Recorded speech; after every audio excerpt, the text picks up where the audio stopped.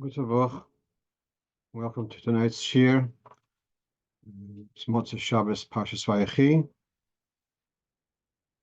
Now, start off with a question, which will take a little bit of discussion, and that is a elderly gentleman, quite a Talmud Chacham, somewhere in the States, and he's davening in a small Chabad shul. And the younger element there are quite lively, and comes to Lechodoidi, there's a lot of Levitic dancing and banging on the table and banging on the bimmer, and he's tried to persuade them that it's not really appropriate. He asked me to weigh in on this. It's a fascinating study here, and we're going to look at the Rambam, Shulchan Aruch, and various sources. Very, very interesting how this develops. So first we take a look at the Rambam.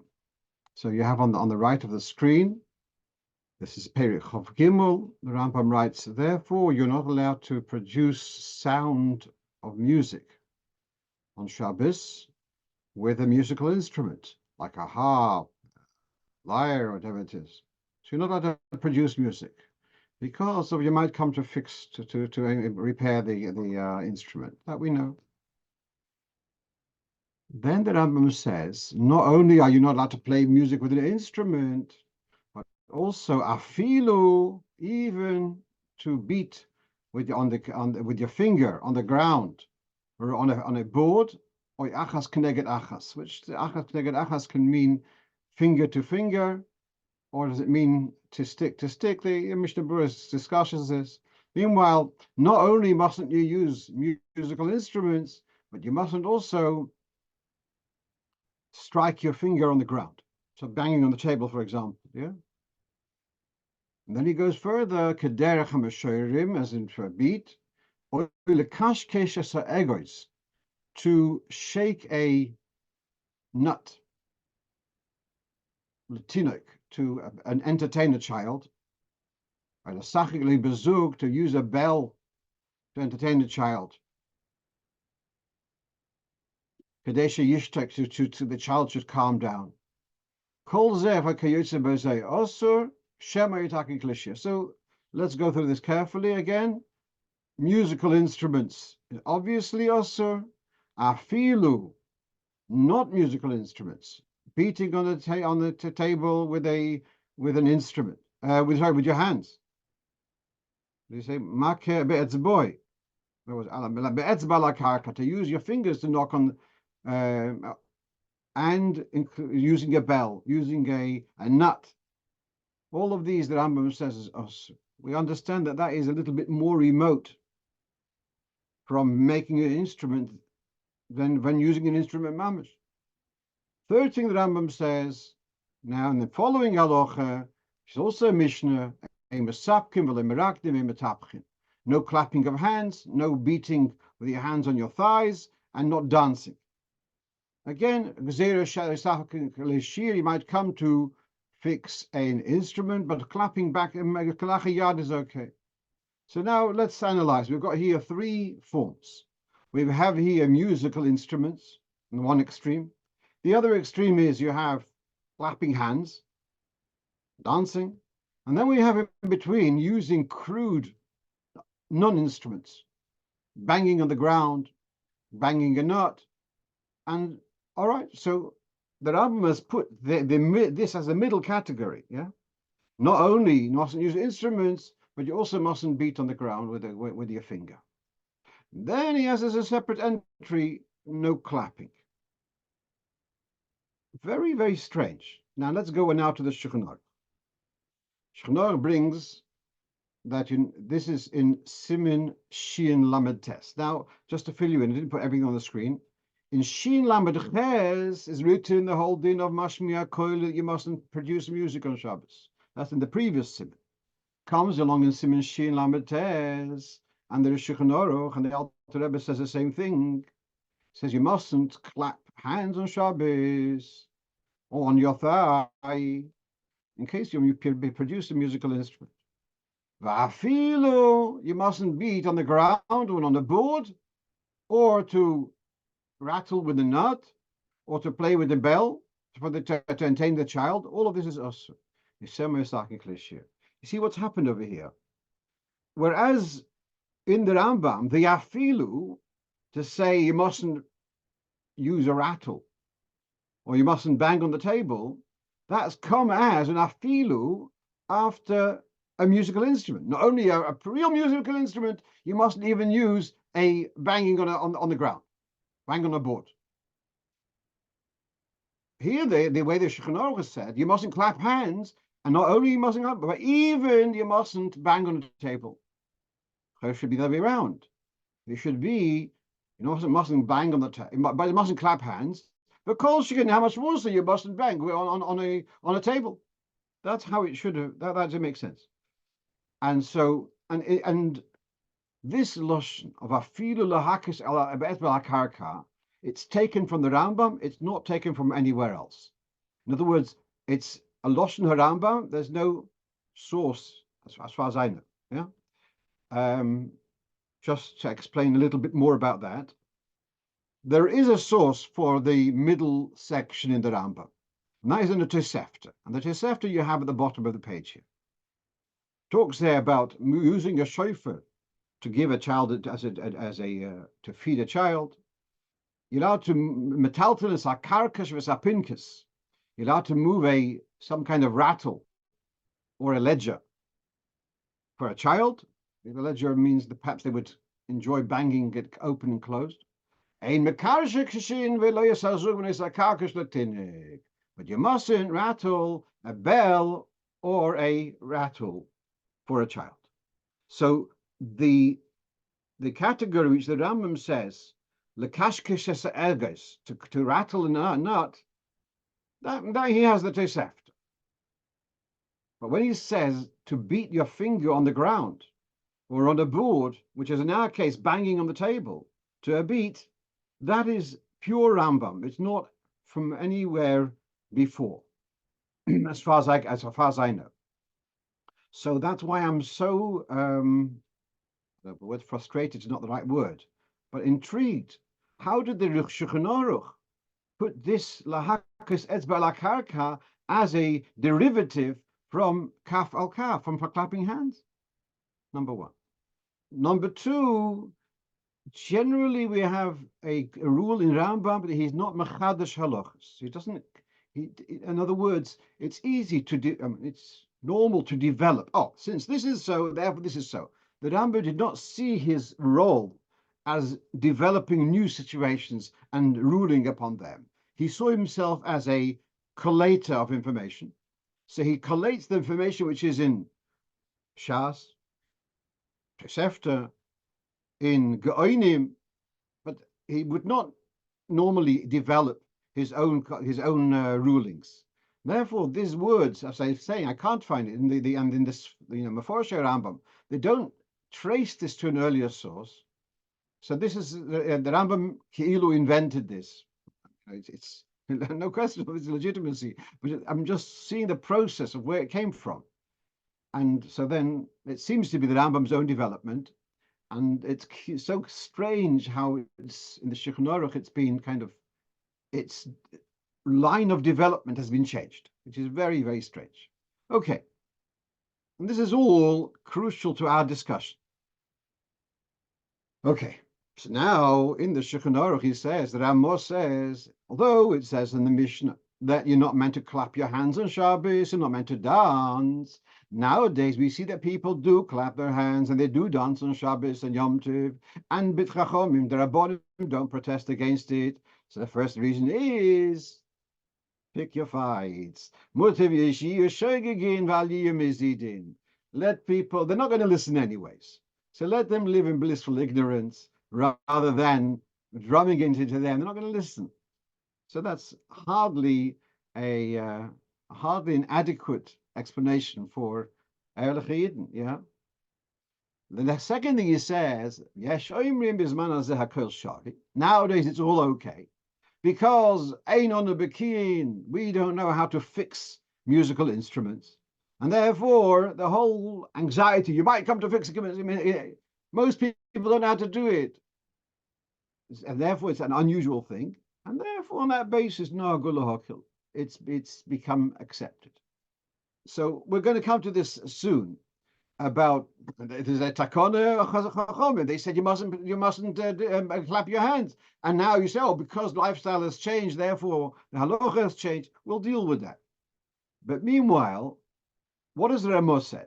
Shulchan said, don't clap your hands and don't bang on the ground with your hands. In our case, don't bang on the table to a beat. Don't use a rattle. Then he says that nowadays people do dance and clap on Shabbos. He says, Hakol Shori. Yeah? No gulahokil b'choil. His man says, no gulahokil b'chol. Does that b'chol in everything? Does that include the whole lot? And therefore to say, well, just like it's okay to clap on Shabbos for whatever justification, it's okay to also bang on the table on Shabbos to a beat. So Mr. Brewer says, no. And Mr. Brewer picks up on those words, and you have on the margin, on the bottom right, Mr. Brewer,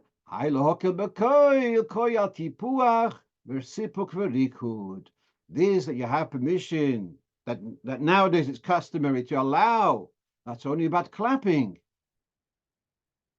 and dancing, but not on the other things which are mentioned in the Sif. So Mr. Brewer said that the heter, which the Ramos says that nowadays clapping is okay, does not allow you to use it to bang on the table with a beat. Mr. Brewer was not the first one who invented this. He actually, in the Sharat Tziyun, he gives a reference to Eli Rabbo and earlier to a sefer called Tosfos Shabbos, which I've quoted over here on the screen. Tosfos Shabbos is a sefer which was a couple of generations before the Alter Rebbe. The Alter Rebbe mentions him occasionally. And Mogen Avraham mentions him. So it's I don't know. I haven't checked his exact, but a while before the Alter Rebbe. That the permission which we said here, that that's only as far as clapping and dancing, but not as far as using a rattle, a bell, etc. Okay, let's go on to the next screen. So now we look at Sefer HaMinhagim. So this you have the Mishnah of not clapping, not dancing. Then it says in Sefer HaMinhagim, Noyagin l'shoirer lispei kol raket gam b'yom v'afilach gam chal b'Shabbos. It is customary to sing and to clap and to dance on Yom Tov, even if it coincides with Shabbos. And he refers us to the Shulchan Aruch Orach Chaim, which we just saw at the beginning, Shin Lamed Tes, and to the commentaries there. He refers us then to the Eshel Avrom, the B'chocher Rov, which I don't know how often the Rebbe refers to someone as a Havad Tzaddik, but here he refers to the B'chocher Rov. I mentioned him a number of times in the past. He was a young person in the times of the Alter Rebbe. He was a Mekurev of the Baditcher of Rov. Brilliant person. Kolponim, he's got writings all over Shulchan Aruch. Very interesting personality. At any rate, we'll come back to that in a moment. And then the Munketcher Rov, the Michas Elazar. Now, the Rebbe once said, Ich koch zach in the Munketcher. I am very into the Munketcher. And the Munketcher, if I may say, stands out in a halachic approach to minhagi chassidim. Sometimes chassidim seem to say, oh, it's okay, there's halacha, but we don't have to be so fussy about the halacha. And Michas Elazar is not that way. He will take if there's an apparent discrepancy between minhag chassidim and halacha, he struggles and finds a way to justify it. It should be gehalten halacha. And here particularly he deals with this whole business about dancing and clapping on Shabbos, and he comes to explains that that sometimes you have, even though it was nigzer b'minyan, but it's clearly that it is subject to a circumstance where people would be more prone to be fixing instruments. So anyway, that's how he discusses it there in three places. in Minchas Eloza, in Shirei Mincha, which is the back of volume 2 of Minchas Eloza, and then in his volume of commentaries on the Shulchan Aruch called Nimukei Rechai. Okay. On the right margin, I've copied over from the Nimukei Rechai. So now he quotes from the Bechacharov, who says about the minig now, it's common that people do clap on Shabbos during davening, and even people are eminent and great people in Torah and in holiness and good deeds. Neither because it's now everyone knows that you're allowed to clap and dance on the Simchas Nisuin, which by the way the Alter Rebbe says no. And he says, if you're allowed to clap and dance for a Simcha of a Chasen, in other words, Sheva Brochus, whatever it may be, so it doesn't make sense to say that the table, a mundane table, is going to be nicely decorated, and Hashem's table is going to be empty. In other words, if a social Simcha, you're allowed to celebrate with dancing and clapping as a Sheva Brochus, so for davening should be worse than a Sheva Brochus. That's his argument. Therefore, he sees it as Avodas Hashem, and the Munkacher is happy to take this on.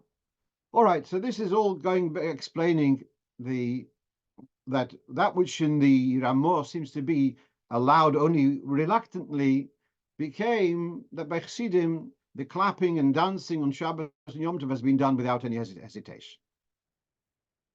Before going to the other two quotes, well, let's take a look at the Aruch HaShulchan, who was a contemporary of the Tzemach Tzedek. A little later, he visited the Tzemach Tzedek. So he writes, I've got another reason why clapping and dancing is allowed nowadays, because it's very different to what was in the times of the Chazal, because then you'd have musical entertainment, and the clapping and dancing was done along with the musical entertainment. That's the impression for the Yerushalmi. So therefore the clapping was seen as part of, orchestra, ensemble, or whatever it's called. Achshav, but nowadays that's not the case. Nowadays, if there's music, there's music. But it's not that people clap together with the music. Therefore, he doesn't see them as one bringing to the other. That's the Aruch HaShulchan. Coming back to our question about banging on the table. So you see very clearly that the logic here, that we've seen that although there's a heter of clapping and dancing, we don't see a heter of banging on the table. It's not clear. It's clearly unclear, if that's proper English. So now we have two quotes which I have over here. One is from the Sefer Oz Nidberu from Reb Binyamin Zilber, otherwise known as Binyamin HaTzadik, where he says about banging on the table with your hands or with instruments is not allowed on Shabbos. To clap hands is okay. But he says kalachayad, okay. Then he says clapping hands in applause is okay, because clapping in applause is not with the intent of music. It's interesting because I know there's a general view that that clapping in L'Chodoid is okay, but clapping in applause, no, it's mostly the Shabbos, yeah? And because it's not Tzorech Mitzvah or something, but he says it's okay because clapping in L'Chodoidi, etc., that's clapping as with a beat. That's more of an issue. And that has also been allowed. But clapping and applause was never a problem because it's not the shiur. Okay. So those who are looking for kulas beside chumras, so you've got a kula here today. Meanwhile, this we have on the Piskei Teshuvos. He writes also not to beat with two hands on the table, with as in drumming. And he says with one hand, just with the enthusiasm of the song, that's okay. I've got one more thing to share with you on this for the moment. A sefer called Salmas Chai, very interesting. There's a fellow called Reb Shlomo Zobin. He lived in Shalim about 100 years ago. He davened in the same shul as B'Yosef Chaim Sonnenfeld. He would very often ask him stuff after davening, and then he wrote them down. I asked this, and then he answered that. He seems to be quite alarmed in this Reb Shlomo Zobin. And he goes through a whole pilpul about this beating and he, banging on the table, etc. And he says, since the usage of afilu implies that that banging on the table is less than clapping your hands, and therefore, if you're allowed to clap hands, how much more so it should be allowed to bang on the table. But then he says, perhaps the other way around, that clapping with the hands, that's most of us are not into making new musical instruments. Therefore it's okay.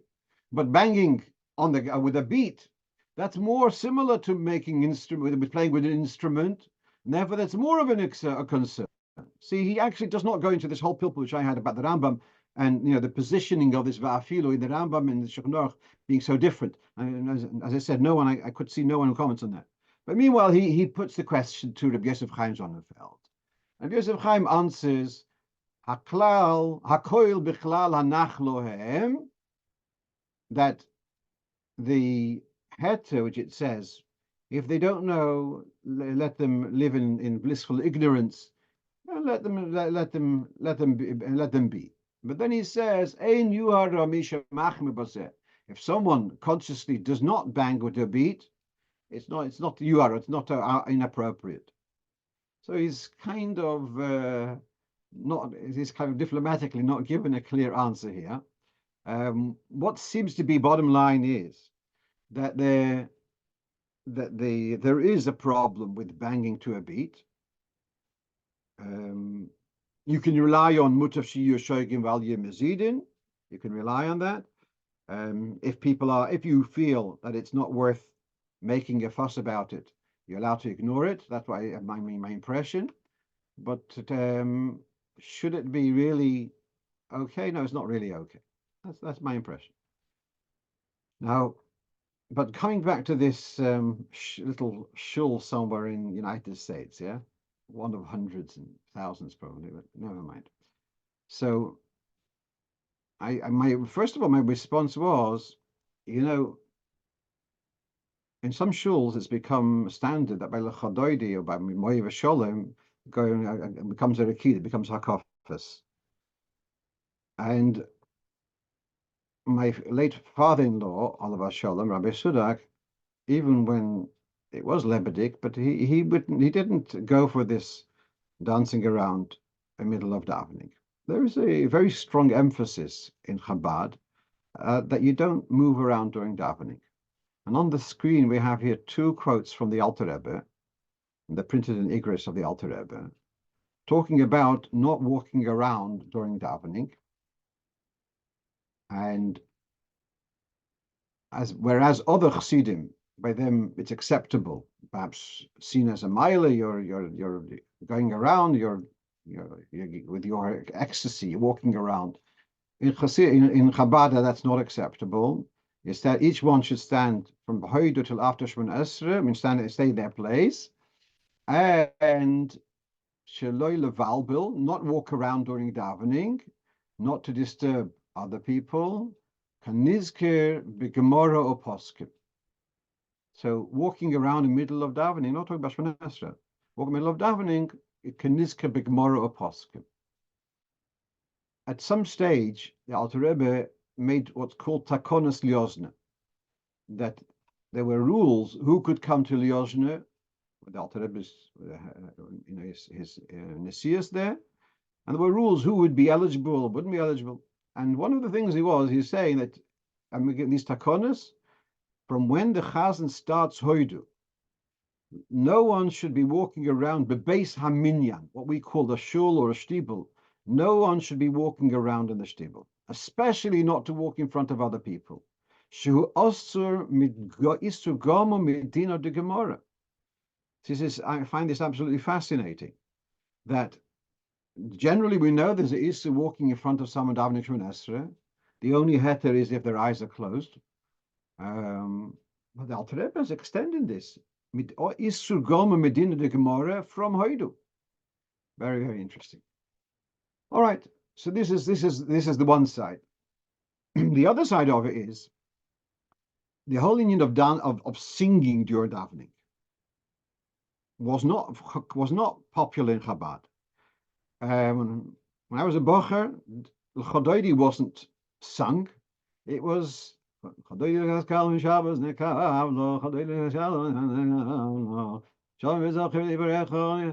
was just a chant. It wasn't a song. There's no singing. Occasionally, and the Rebbe encouraged it. It's a bisalach, and it came more, al etc. It evolved more and more, and possibly our generation, it's necessary to get people involved, and the singing is getting them involved. And sometimes you look around the beginning of davening, it's a little bit not necessarily everyone's involved. And then perhaps the L'chadoidi, the singing gets everyone involved, or almost everyone involved, yeah. So I can see a L'shem Shemaim aspect also. So bottom line, is it recommended? Gosh, it's not. So the banging on the table is not really recommended. If it's needed, if you feel it's needed, L'shem, to galvanize and to involve the people, so then you have a basis on what to rely upon. Okay, I think enough said for the moment. I spent a long time on that. Let's move on. So now someone asked me about the Saint Tal Moto Livracha. Now there's a general view that, which I mentioned in the Gemara, that if you that dew is never withheld. So why are we saying the Saint Tal Moto Livracha? So the answer is simple, that although tal is never withheld, it's not always livracha. And so we have the lashon of the Mishnah in Soita v'lo yorad hatal livracha. We should make mechar v'samigdosh. So there can be tal and lavdavkis livracha. So we ask it should be livracha. Interesting that we in Nusach Ashkenaz, well, yeah, kind of. So we say in the summer we just say the same bracha. But look in Sfardish Sidurim, you can see the tal leirotz, and they talk about in summer also. They mention about dew. Okay, one more thing about this is from the sefer called Sloisa Davram, a commentary on the Siddur, and he's addressing, and perhaps I once spoke about it on this shiur. Why is it Moirid Hageshem and Moirid Hatol? Why is it not consistent? If it's Moirid Hatol as in a pause, so then it should be Moirid Hagoshem, a pause. If it's Moirid Hageshem, then it should be Moirid Hatal. If that point is a pause, then it should be in both of them. If it's not a pause, then that should be both of them. This is what he's addressing. And he says the following, really, looking, comparing to Nusach Ashkenaz, which don't say Moirid Hatol. Now, in the Gemara, in Tainis, Rabbi Hanina says, in summer, if you said Mashiv Haruach, you don't have to repeat. So b'diavad. Tal also, if you said Moirid Hatol, in summer you don't have to repeat. But the impression is that you shouldn't be saying it. And that's why the Ashkenazim don't say it. They don't say Moirid Hatol. If it's something which is never withheld. So why are you praising HaShem with something which is never withheld? And that's why Ashkenaz don't say Moirid Hatol.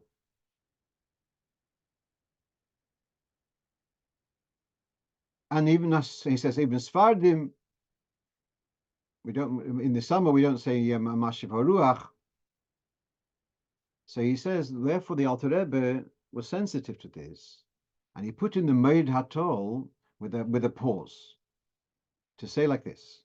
You start this bracha, think carefully. The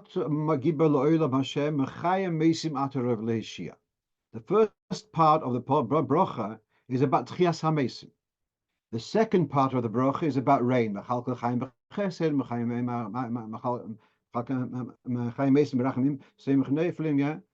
So the second part is about the rain. So he says like this.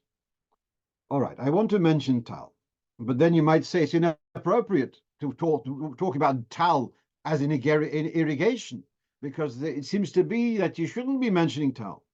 So you know what? I'm going to put a pause there. I'm going to say Merid Hatol. And therefore, the mention of Tal, of dew, is only in relation to the first part of the bracha, about Tchias HaMesim, the Tal of Tchias HaMesim. I'm not talking about Tal in relation to irrigation. That's the next topic. That's why you put a pause there. Whereas the Geshem is connected to Machalkel Chaim B'Chesed, and Hashem gives Parnosa and through the provision of rain.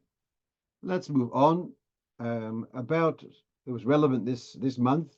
Several places asked, what about saying Kiddush Levono when there's a rather clouded over moon? So there's something which I've seen years ago. I'm sure I didn't invent it myself. That the beginning of the month, you can make Kiddush Levono on a thin strip of light. If the clouded over moon produces the same amount of light as a thin sliver of moon at the beginning of the month, when it's a clear light, so then that's called Nehena L'Yoyre. It's called you have benefit from the light, and you can make a brocho. I looked for that explanation now, this past week. I couldn't find it.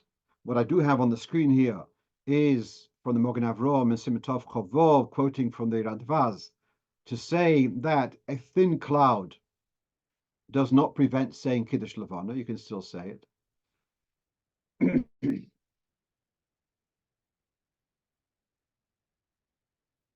What is interesting is, as I was doing more research, is the brocha on seeing the moon or on benefiting from the light of the moon, which is crucial in our discussion.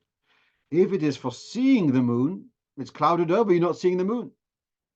If it is for benefiting from the light, then the argument which I said would be a valid argument. You're benefiting from the light, or you at least, of course, where we live, it means very little because of the artificial light. But if it were in a situation where you could benefit from the light, so yeah, so that's. But having said that, it becomes a bit of a schwache argument because of the artificial light which is available to say, oh, I'm nena li'oiroi because we don't. It's more we make a bracha only on seeing the moon because we're not having much hanoah from it in any case.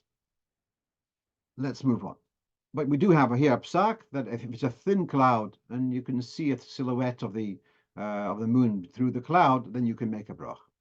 Okay. Earlier this past week, some bocherim, I got a French bocher. He writes to me that he is in Tromso for a few days. Now, Tromso is the north of Norway.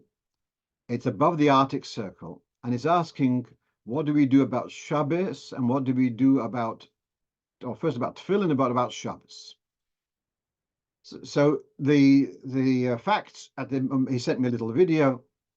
The facts are that you never see the sun at this time of the year, but you do have daylight. It looked fairly daylighty, if that's a word in English, for 2 hours, from 11 to 1, you have daylight. So I said, well, as far as tefillin is concerned, once it's daylight, there's no problem to put on tefillin. You're allowed to put on tefillin before sunrise. There's no problem. Question is about Shabbos. Now this is twilight. So you've got 2 hours of twilight. Now you have twilight in the morning before sunrise, and you have twilight in the evening after sunset, before it gets fully dark. Question is, with these 2 hours from 11 to 1, which part is when you say it's the morning twilight and you're allowed to do malacha, and which part is the evening twilight, you're not allowed to do malacha? And the simple answer is from Chatzois, from midday. That is going to be the division between the twilight of the morning, which is mutar b'malacha, and the twilight after, which is after shkia, which is not. How are you going to work out midday in a place where there's no sunlight? There's no sun. So I told them very simple. You go along, you look on the what's called what are they called? Coordinates. You look at the coordinates. And so I looked at the coordinates for Tromso and looked at the coordinates for Stockholm. So it's almost the same coordinate as in how do you say, in longitude. The latitude is very different. When longitude is the same, and all the places on the same longitude are going to have the chatzos is going to be at the same time. That's the sun is moving from east to west. So whether you're north or higher, low, closer to the equator, midday on that same longitude is going to be the same. And therefore, I looked up in Stockholm this past Friday. So Chatzos was 11:45. So I said to them, okay, 11:45 is Chatzos. So then Lichtsinden is about 20 minutes before, also just in case of a bit of margin of error. It wasn't mamish the same coordinate. I said 20 minutes before, so about 20 past 11 a.m. they should be Makabel Shabbos. By the way, they have a long Motzah Shabbos because probably from 2 o'clock they can already see stars, and so they've got a long Motzah Shabbos. Now this this explanation, there is a letter of the Rebbe which is published in Shulchan Menachem. I was part of the editorial board for this Shulchan Menachem, and the note which interpreted the way which I've just explained, I probably is from my work. I'm not sure whether that's actually the pshat of the Rebbe's thing, but that's the logic which I could use. Here the Rebbe does say that the beginning of Shabbos would be in all places which have got the same longitude. If they're on the, yeah, I think that's what he's saying. Of course, it's not the same mamish because, further north, Shabbos is going to start earlier in winter, etc. But I mean, possibly he means that Chatzos is the same, and then you can work it out from there. Okay, if someone has a different shot in that letter, I'm happy to hear. Let's move on. So a very frequent question in their variations that a man is home and his wife is out of town. For good reasons, wonderful reasons. Meanwhile, he's alone, he's at home, and he has a daughter with him, married daughter, unmarried daughter. Who should be benching licht? So what are the arguments for both ways? So what you have on the screen is the top right is from Sefer Chut Shoni from Reb Nissen Karelitz. And he says, I've got an interesting question, because the reason why a man is meant to give his wife the mitzvah of lighting candles for Shabbos, although it's his own mitzvah, is because she is the one who looks after the home.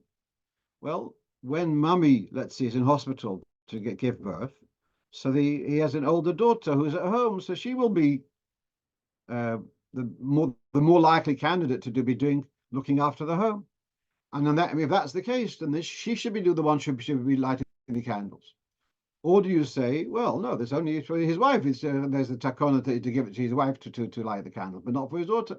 And mitzvah yoitze b'bishluchay. So he's mesupek, he's not sure. Rabbi Yashiv is quoted here that when the woman is not able to light at home, if there's a bas gdola, under bas mitzvah, there's no question, you can't be yoitze from her.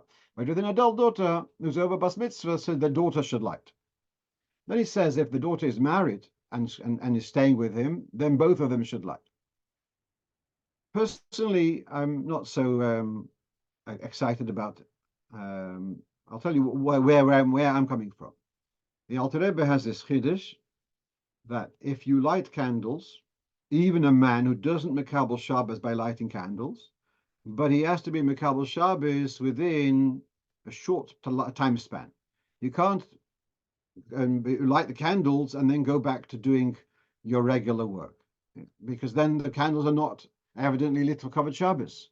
A man typically is used to regular circumstances. He'll be used to just before Shabbos, he may get into the car to go to shul. He may carry stuff to shul.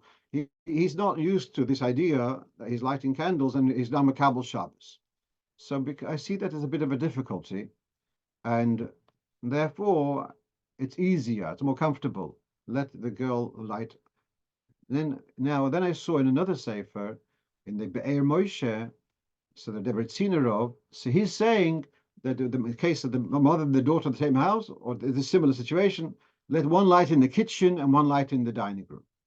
I'm really uncomfortable with that, because we, Baruch Hashem, we all have electric lights.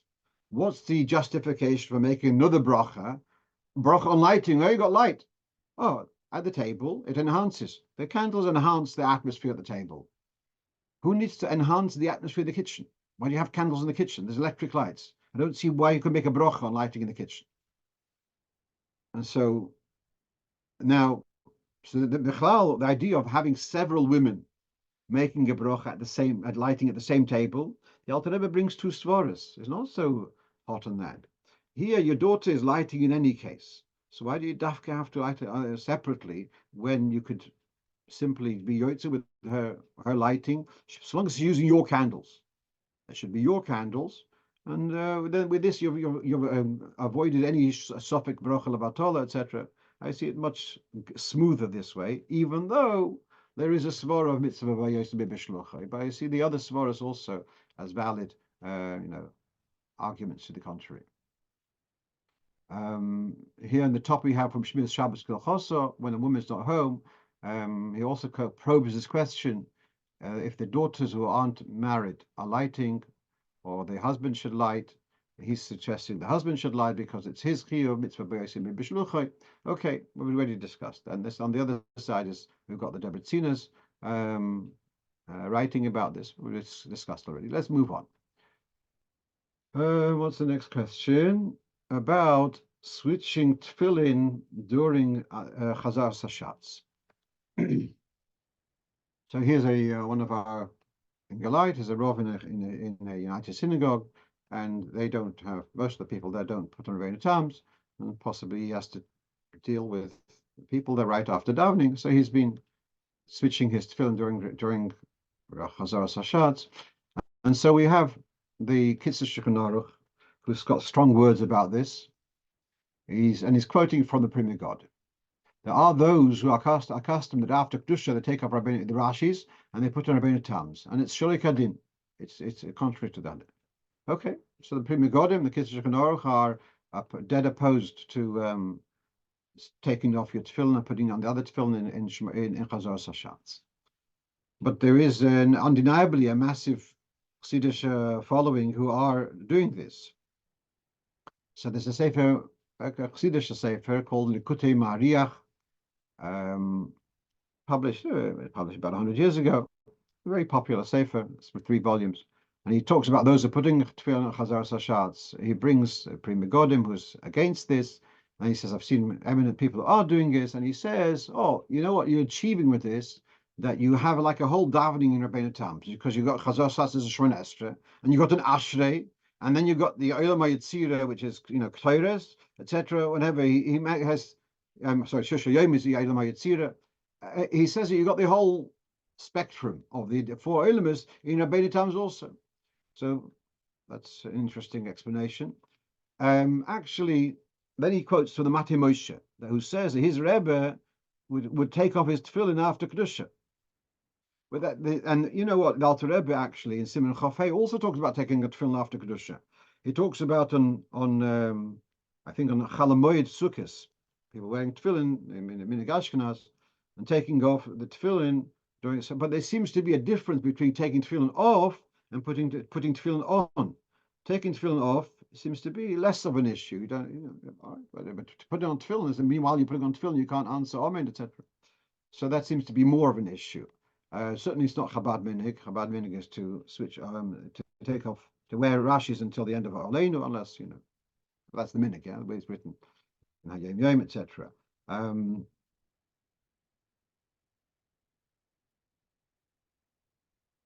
Right.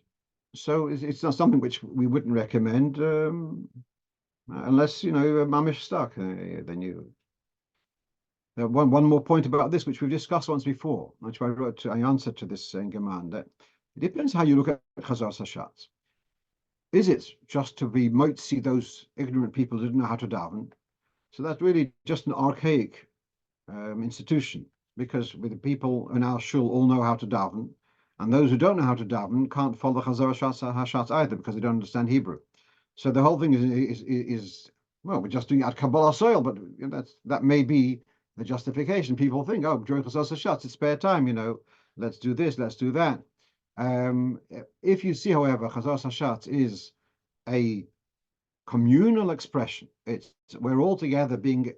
I mentioned the other day with this idea by the Kinnos Hashluchim, we have what's called a pidyon kloli, where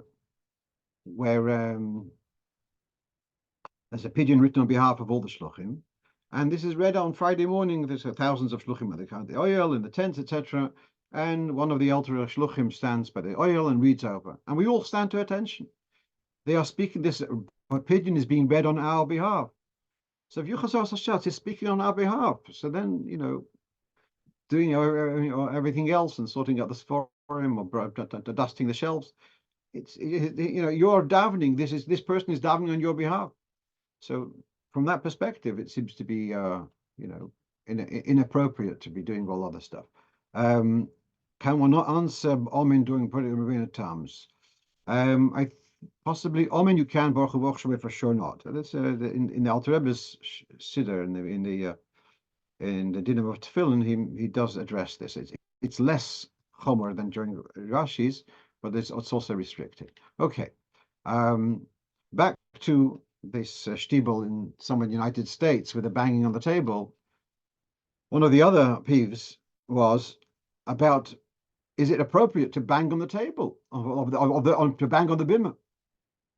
Now, the bimah is part of the shul, and so you have here on the screen from Hilchas Beis HaKnesses that banging on the bimah just to get silence in the shul it's Isser Gomer. It's kind of is disgraceful use with the equipment of the bimah, which is made for Kriyas HaTorah. He suggests here actually that the Gaber, who's conscientious about this, should remove the mantle, the cloth drape over the bimah and bang just on the table rather than bang on the cloth, which is interesting. I haven't seen anyone do that. But it is. I mean, there is this concern about the bimah should be treated with proper respect. Things which are normally done, so you could with bimahs, then you could say when it was bought, it was with this intention that it will be used for this. So having a pushka on the bimah, that's normal, practice, and therefore that when the bimah was built, and etc., was that was in mind. Have sforim on the bimah is also acceptable. But let's say to put your hat on the bimah, besides being impolite, but also it's poshet. It's a violation of the kedusha. It's a chayfetz which is there for kedusha, designated for the Sefer Torah, and so to use it for unconventional uses would be considered a disgrace. So it would be inappropriate halacha. Yeah, but then you could say in the shuls where banging on the bimah is standard, so then das bezdin masna. Happens to be that in this shul which we're talking about, it used to be a laid back, conservative, not conservative in religious. I mean just Suddha mention, and now you got these young chevra coming and banging on the bimah. So the bimah was originally built not with the intention of people beating away on it. Okay, so someone asked me, somewhere in mainland Europe, about giving a tip to a guy. Are you allowed to give a tip to a guy? Now, you might wonder where this comes from. So there is a posuk lo sechonim, and lo sechonim can be translated in various ways. One of them is lo sitein lohem. Lo sechonim literally don't favor them. Thank you, Rev Mendel, is pointing out that if we are Chassidim, we look at the Rebbe, and the Rebbe says, don't look at him during davening. But if you did look at the Rebbe during davening, he was just following in the Siddur and not being distracted. Even I'm sure he had lots of things that he wanted to look at, including sometimes the Rebbe would bring to davening, he would bring the Ha'oros HaTmimim. So between the Aliyahs, the Rebbe would look at them. But during Chazar Hashatz, be almost always, it was just looking straight in the Siddur. Okay, coming back to where we're holding. So there is a lo sechonim. One of the translations of lo sechonim la'aloch is lo sitein lahem chaniya b'karka. You should not give a goy a camping grounds, a dwelling grounds, especially in Eretz Yisrael, Then there's one loisitin lohem matnas chinam, not to give a goy a gift which is an unearned gift. So here you have a couple of sources in Shulchan Aruch, one in Yeridea, and one in Hilchos Avodah Zarah, and one in Choshen Mishpat. So here we have a goy who is not a ger toisho. You shouldn't be giving him matana unless he is an acquaintance of yours, or there's a cheshbon of darkei sholem. And we have here then Choshen Mishpat. You shouldn't give a matnas chinam to Oved Kechavim. Oved Kechavim is, as you can see here, it's a goy she'einu makhira. So there's no, you're just giving a gift, not getting anything in return. So that's a matnas chinam. There is a Yiddish expression: you shouldn't remain a balchoy to a goy. You shouldn't remain indebted to a goy. A goy did you a favor, you should give him something. He shouldn't be a balchoy. There's a story of a chassid. It's Moshe Shabbos, a story. So there's a chassid who would walk to Lubavitch. He lived in another town until he was a very old age. He always would walk, even though he could afford to pay for a wagon driver. And his cheshbon was, he said, someone asked him, why did you? So he says, listen, I'll come in Elam Emes, and I'll, one of my good deeds is going to Lubavitch. So then come along, the horse will come along and say, hey, wait a minute. I also have a chelik in getting him to Lubavitch. So I should also be part of this. So it could be the Bezdin Shalmailo will override his complaint, and I will be in the right, and he will be, dismissed. His claim will be dismissed. But I don't want to get into a court case with a horse. So similarly, a goy did you a favor. You give him a matana, you give him something. You don't want to remain indebted to a goy. But if you didn't get anything, so then there is a question of giving matnas chinam. I saw somewhere about when you're sitting on the plane, you're sitting on the plane and they come and you see that they've given you some tray for biscuits, and you give it to the guy next to you. You give him matnas chinam. Question, yeah. All right. So now here we have there's a sefer called Pischei Choshen, who's taken the whole of Choshen Mishpat and kind of put it into a more easier system, searchable system.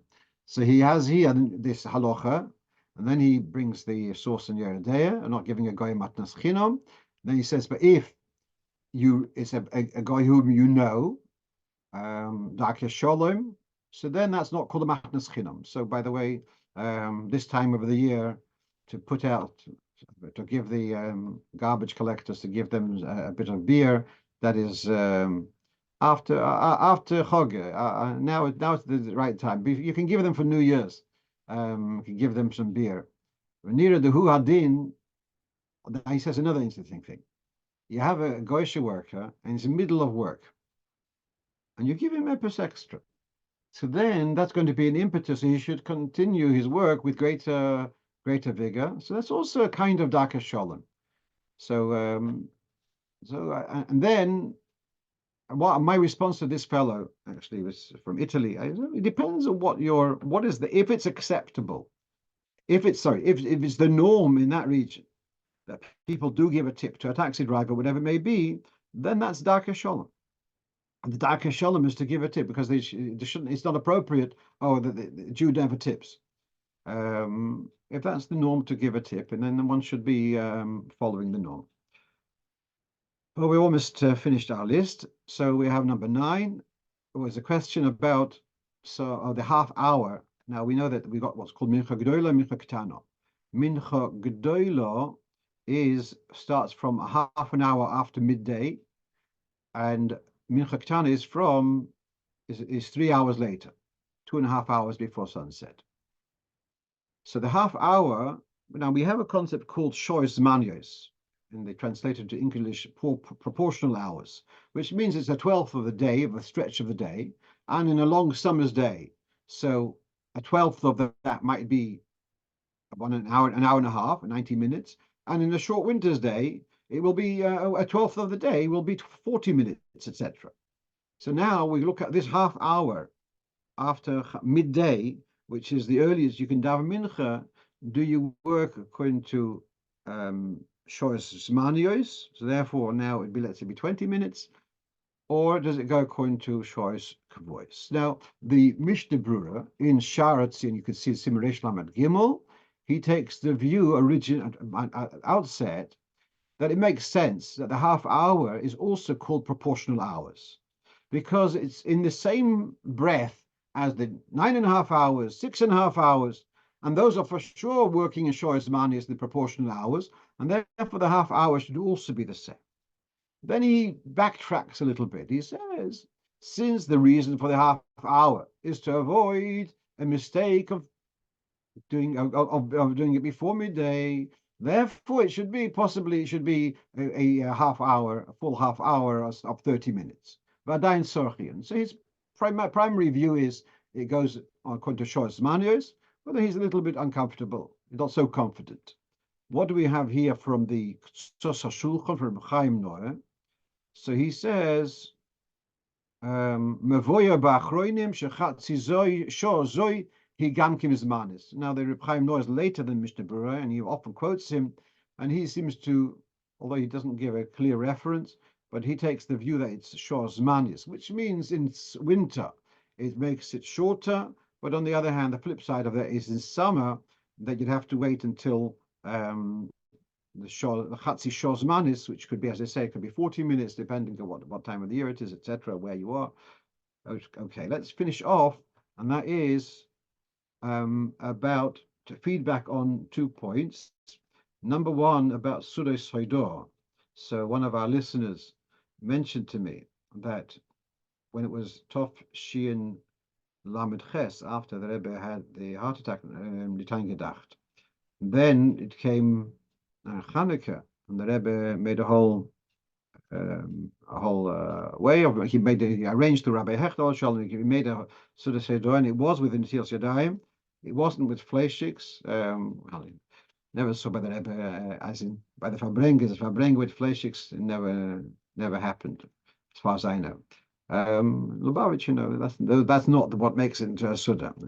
Farbrengen, the Torah, etc. They say Seirus, that's what makes it. So I'll call upon it, but the Rebbe did make a point of it being with the Netilas Yadayim. That's one feedback. The other one is, we had last week a discussion about an Aron Kodesh. My question, which I dealt with last week, if he has a curtain and he doesn't have doors, is that acceptable? My inclination was it wasn't adequate, because you need to have a chest, and a chest without doors is not a chest, Aron. But then one of our listeners told me the following, that there was a time in the shul, he was a gabbai in a shul, and for some reason the paroches got damaged or something. It was needed to go through repairs, and it was taken off, and the Aron Kodesh was just left, just the doors without the curtain. During this time, there was a burglary in their shul, and the thieves forced open the doors of the Aron Kodesh. I don't remember whether anything was taken or not, but it was the only time in many, many, many years that there had ever been a break-in to the shul, and he felt that it's a little bit the fact that the Aron Kodesh had been left without a paroches, not in the appropriate way. So then that may have been inviting the distress which happened there. Now, since we saw on the video tonight how the Rebbe always talked about finishing on a positive note, therefore we have to finish on a positive note. And what was actually said tonight, I don't know, some of you may have seen the video, but when the Rebbe's Haggadah was published in Tov Shin Lamed Gimel, and that was the first time they kind of rearranged the Haggadah. The main Haggadah was rearranged, and then the back had a collection of sichos. And so the last sikha they gave into the Rebbe, they gave him the finished volume, and the Rebbe looks at the last sikha was talking about the end of Gemara Psochim, where it talks about Shechionu by Pidyon Haben, and then why don't we say Shechionu by a bris? Ashkenazim, Sephardim do, we don't. So Tosfos says because Tzayra Diyanuka, because of the pain of the child. So that was It came, that was the last, and the last line was about the pain of the child. And the Rebbe was not happy with the fact that it finished off on a negative note. And so the Rebbe instructed that they should make a rubber stamp. And the rubber stamp would be the words Lashon Haba B'Yerushalayim. And so all the Sfarim, the 1,000 volumes, whichever had been already printed, so they were duly rubber stamped with another line, Lashon Haba B'Yerushalayim, and Rabbi Levi Garelik, same age as me. So he tells how he and his family were given by the Rebbe, given volumes of the new Haggadah, and then the Rebbe buzzed to the office. Oh, he'd given them these Haggadahs which hadn't been stamped yet. So so the family Garelik made their way up to the Vad